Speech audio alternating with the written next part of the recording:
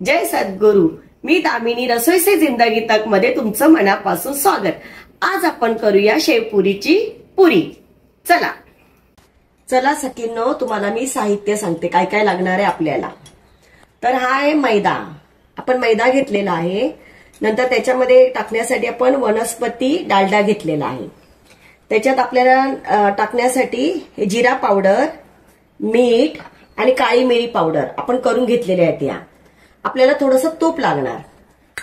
आता आपण पुरीसाठी पीठ मळणार आहोत। त्याच्यासाठी काय करणार, डालडा आहे ना थोडासा आपण गरम करून घेणार आहोत। थोडासा तो वितळला ना तर पिठामध्ये छान असं मळल्या जाईल, म्हणजे पुरी कशी कडक होईल आपली मस्तपैकी। कारण शेवपुरीला पुरी कशी कडकच पाहिजे। आपण हे गरम करायला लावूया। तोपर्यंत आपण काय करूया, पीठ मळायला। पिठामध्ये सर्व आपण मिरी पावडर, मीठ आणि जिरा पावडर टाकून मिक्स करून घेऊया। पीठ आहे ना आपण हे चाळून घेतलेलं आहे। तर आपण काय करूया, आता ह्याच्यामध्ये बाउलमध्ये पीठ घेऊया।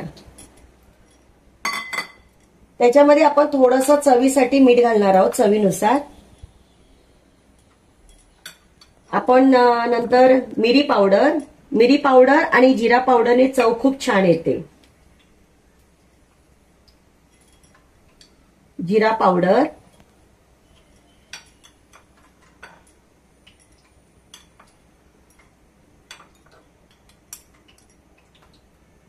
आणि आता आपण काय करणार आहोत, सर्व हे व्यवस्थित मिक्स करून घेणार आहोत। हे बघा, पूर्णपणे असं पहिला मिक्स करून घ्यायचं आणि त्याच्यानंतर त्याच्यामध्ये आपण जे कढवलेलं डालडा आहे तो त्याच्यामध्ये आपण टाकून घेणार आहोत। आता आपला डालडा गरम झालेला आहे। आता आपण तो त्याच्यामध्ये टाकून घेऊया। डालडा गरम आहे म्हणून तुम्ही चमच्याने आणि काळजीपूर्वक करा। आता डालडा आपला मस्तपैकी कडून झालेला आहे। तर आपण आता गॅस बंद करूया। जपून करा तुम्ही, आपल्याला लागतो त्या हिशोबाने आपण टाकून घ्यायचा। आता मी थोडंसं पीठ मळते म्हणून मी थोडासा टाकलेला आहे। आता तो बघा मिक्स करायचा, हात अजिबात घालायचा नाही, कारण का हाताला चटका लागायची शक्यता असते, कारण आपण पूर्णपणे डालडा उखळलेला होता। आता आपण असं पूर्णपणे चमच्याने मिक्स करून घेऊया आणि थंड झाल्यानंतर थोडंसं मग आपण हाताने पीठ मळून घेऊया। त्याच्यासाठी आपल्याला पाणी लागणार आहे, पाण्यामध्ये मळून घेणार आहोत आपण। आता आपण काय करायचं बघा, पिठामध्ये इतका सुगंध छान येतोय ना जिरे आणि मिरी पावडरमुळे। आता आपण हे बघा थंड झालेलं आहे। आपण याच्यातल्या अशा गाठी फोडून घ्यायच्या आणि पीठ कसं झालंय हाताला बघून घेऊया, म्हणजे आपल्याला मोहन आणखी ते टाकायचंय की नाही, डालडा अजून टाकावं लागेल की नाही कळेल आपल्याला। हे बघा असं झालंय ना, म्हणजे आता डालड्याची गरज नाहीये। आता आपण पाणी टाकून हे मस्तपैकी एकजीव झालेला आहे। आता आपण पाणी टाकून मस्तपैकी मळून घेऊया।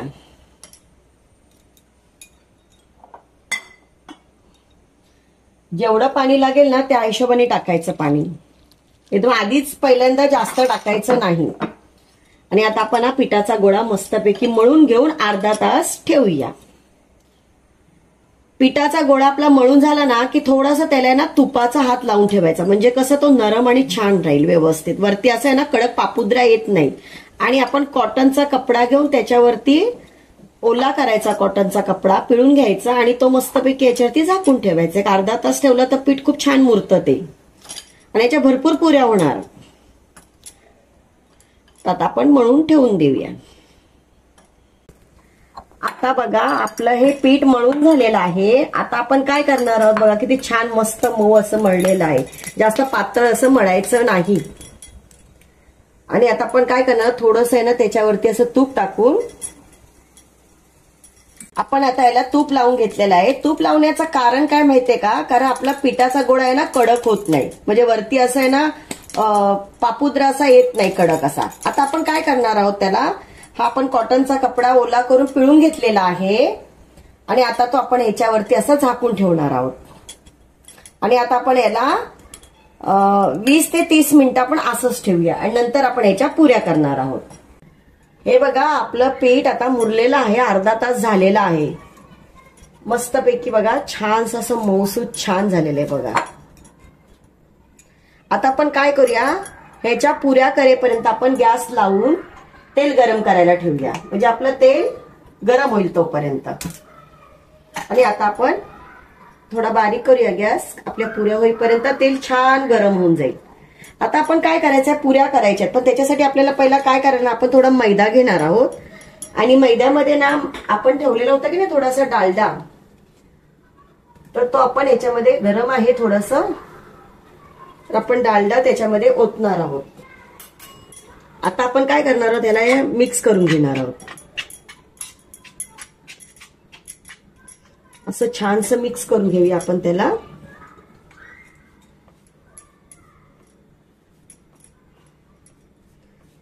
हे बघा छानसं असं मिक्स झालं ना, तर आपल्याला काय होणार, आपण जेव्हा पुरी लाटणार ना त्याच्यासाठी हे आपल्याला लागणार आहे, म्हणून आपण हे मिक्स करून घेतो व्यवस्थित. हे बघा डालडा आहे त्याच्यामध्ये आणि हे मैदा आहे. आता हे आपलं झालेलं आहे मिक्स. त्यातल्या आपण गाठी फोडून घ्यायच्या. आणि आता आपण काय करूया, तुम्हाला 2 प्रकारच्या पुऱ्या कशा ह्याच्या करायच्या दाखवते. एक तर आपण अशा छोट्या छोट्या करून लाटू शकतो. आधी आपण हे मळून घेऊया थोडस.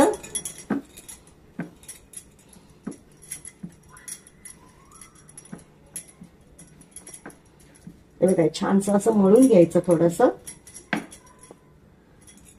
नंतर आपण अशा छोट्या छोट्या आपण पुऱ्या करू शकतो, किंवा आपण एक मोठी चपाती लाटून त्याच्यावरती पुऱ्या करू शकतो. मी तुम्हाला दाखवते. पहिला आपण छोट्या छोट्या 4-5 पुऱ्या करून घेऊया. आता आपण मोठी पुरी करूया, म्हणजे जसं आपण चपाती लाटतो की नाही त्याच्यापेक्षा थोडीशी जाड लाटायची. पातळ जास्त लाटायची नाही आणि जास्त जाडी पण नाही लाटायची, म्हणजे मीडियम. आता बघा आपला एक गोळा झालेला आहे तयार, बरोबर. आता आपण हा छानपैकी लाटून घेऊया. हो, हा आहे काट्याचा चमचा, ही आहे छोटीशी वाटी, हे आहे गोल डिझाईन करण्यासाठी आहे. आता आणि हे आहे आईस्क्रीमचं झाकण, आईस्क्रीमचे कोन मिळतात त्याचं झाकण. आपण ह्याच्याने सर्व पुऱ्या करणार.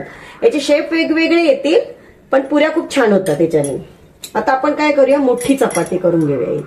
आता हे आपण पीठ जे तयार केलेलं होतं त्या पिठाचंच असं हे करायचं आणि हे आपण मस्तपैकी अशी पुरी लाटून घेऊया.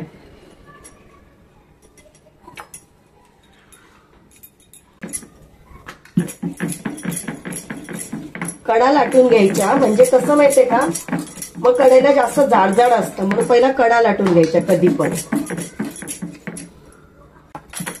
बघा आता मस्तपैकी आपली लाटून झाली.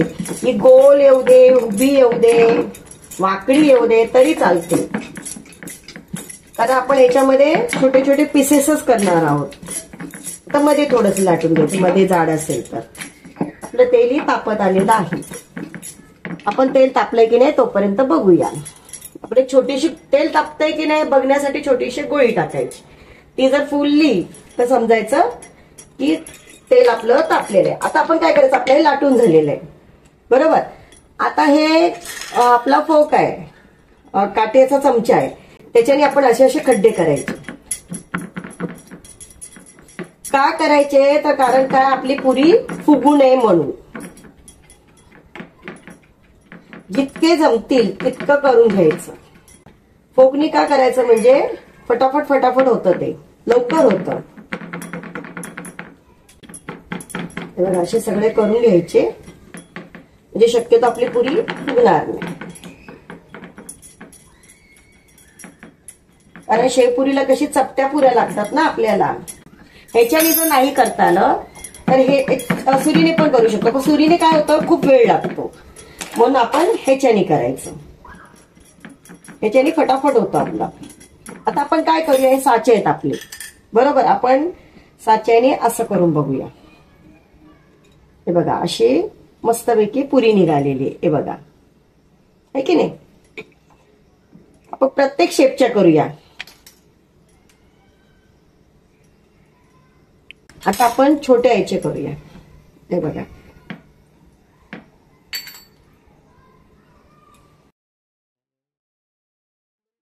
हे बघा आपलं तेल तापलेलं आहे. आता आपण ना तळण्यासाठी घेऊया. तर बघा मी कसे गोल गोल आकार केले आहेत, काही गोल आहेत, काही त्या डिझाईनचे आहेत. आता आपण एक एक टाकूया. आता त्याच्यामध्ये 2 मिनिटं आपण मोठा गॅस करूया, नंतर थोडासा बारीक करूया. जास्त बारीक पण नाही करायचा गॅस आणि जास्त मोठा पण नाही. तर मस्त फुलांच्या पण डिझाईन्स होईल. आता हे तळून होतंय तोपर्यंत आपण काय करूया, या छोट्या छोट्या हुंड्यांच्या, आता बघा हे आपलं आपण तळायला लावलेलं आहे, हे तळून होत आहे तोपर्यंत आपण हे छोटे हुंडे येते बघा, हे छोटे हुंडे आपण केलेले, आपण काय करूया ते छोट्या हुंड्यांचे कसं लाटायचं ते दाखवते. पुऱ्या हे बघा, हे थोडंसं पीठ लावलं, छोट्याशा लाटायच्या आणि त्याला असं फोकनी असे खड्डे करून घ्यायचे. आता आपण मोठे होत तर मोठी पुरी खाऊ शकतो, छोट्या बाळांसाठी छोट्या करायच्या कारण त्यांना खाता येत नाही. आता बघा या आपल्या अशा हे झालेल्या आहेत, पुऱ्या तळत आलेल्या आहेत. आता आपण काय करूया, थोडस ब्राऊन झालं ना खालची साईड तर आपण दुसऱ्या साईडने पलटी करूया त्याला. आपण बघूया ब्राऊन झाले की नाही. जे दोन्ही बाजूनी चांगल्या शिजले बिस्किटासारख्या मस्त लागतात या पुऱ्या. तेव्हा थोडा ब्राऊन कलर येत चाललेला आहे, मग आपण मस्तपैकी पलटी करूया. मुलं लहान असतात ना, त्यांना कसं पाहिजे, वेगवेगळ्या आकारांमध्ये पाहिजेत पुऱ्या. आता आमची मुलं झालीत मोठी पण लहान मुलांना खूप आवडतात अशा.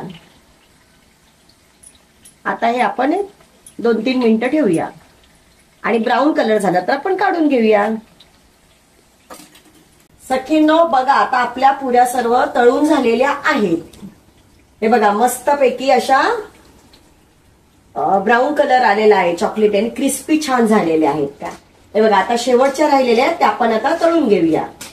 हे बघा आता त्याही झालेल्या आहेत, आपण गॅस बंद करून घेऊया.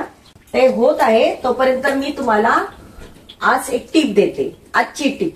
जेव्हा पण असे आपण तळणीचे पदार्थ करतो तेव्हा ह्याला बघा झारणीला ना खूप तेल लागलेलं असतं, असं आहे ना तेल असतं. मग आपण ही झारणी ठेवायची कुठे हा मोठा प्रश्न येतो आपल्याला. नाही त्याच्यामुळे काय होतं, एक तर आपण गॅसवर ठेवलं तर गॅसवर तेल होतं, कारण ह्याच्यातून बघा तुम्ही किती जरी म्हटलं तेल नाही तर बघा तेल पडतंच त्याच्यामधून.